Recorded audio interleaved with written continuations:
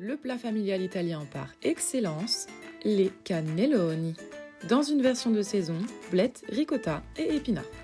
Tout d'abord, on va préparer une sauce tomate. Enfin, améliorer un coulis parce que ce n'est plus la saison. Tu vas commencer par émincer grossièrement un oignon jaune.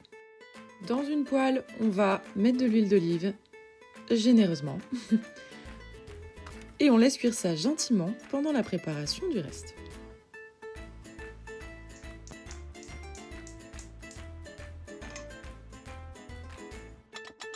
Une fois que tout le monde a bien blondi, tu rajoutes ton coulis et tu assaisonnes. À ton goût, sel, poivre, herbe ou non, c'est toi qui vois. Tu mets de l'eau à bouillir pour faire blanchir tes blettes et tes épinards et en route pour la béchamel.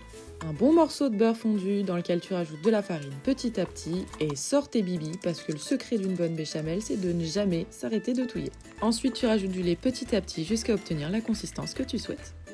Préchauffage du four à 180 degrés pour la suite. On enchaîne avec la farce. Un oignon rouge émincé, de la ricotta, du parmesan, évidemment, et un œuf.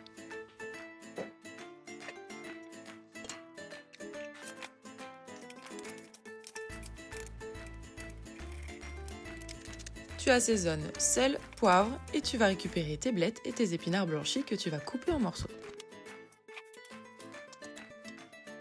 J'y ai aussi mis du basilic, j'ai de la chance d'en avoir encore. Et là, ça se corse. On va s'occuper de farcir les cannelloni. D'habitude, je fais ça comme une grosse barbare, avec mes gros doigts. Mais j'ai vu qu'on pouvait le faire avec une poche à douille. Alors on va tenter l'expérience ensemble.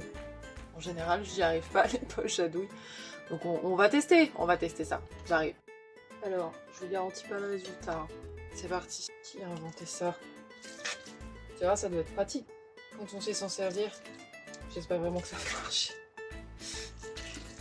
C'est sympa en vrai. Allez. C'est parti. Alors, comme j'ai aucune idée de la quantité que ça va faire, pour commencer, on va le mettre dans une assiette.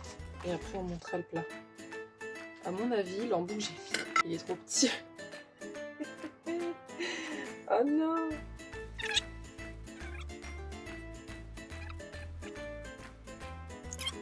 Et on y retourne. Quand même une certaine dextérité quand même. Qu'est-ce que ça dit? C'est pas mal. Magnifique. Allez au suivant.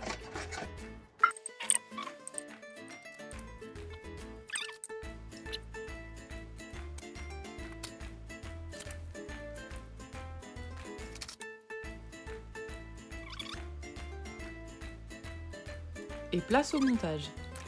Tu mets de la sauce tomate dans le fond pour éviter que ça accroche. Tu rajoutes tes cannelloni par-dessus, de la béchamel, du fromage au milieu, parce qu'il n'y en a jamais trop, resauce tomate et encore du fromage. J'avais de la mozzarella dans le frigo, donc j'en ai profité pour en mettre sur le dessus. Tu envoies tout ça dans ton four pour une quarantaine de minutes environ. Et voilà un plat fait maison, réconfortant et généreux, à partager sans modération, ou non, bande de gourmands. C'est ça la tablée d'aurore. Et bon appétit!